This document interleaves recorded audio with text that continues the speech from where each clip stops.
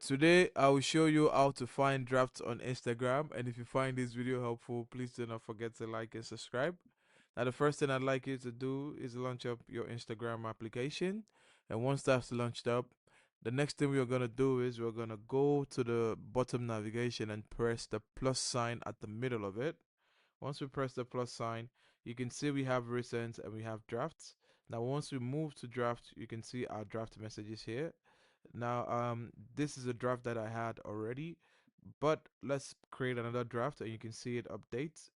We have this item. Once we click on next and we click on the cancel sign, you can see it says discard or save draft. We're going to click on save draft. And once we go back to draft again, we should see it's there as the other draft. Now you can click on this draft and you can continue editing from here and then make your post. Now that's how to find drafts on Instagram.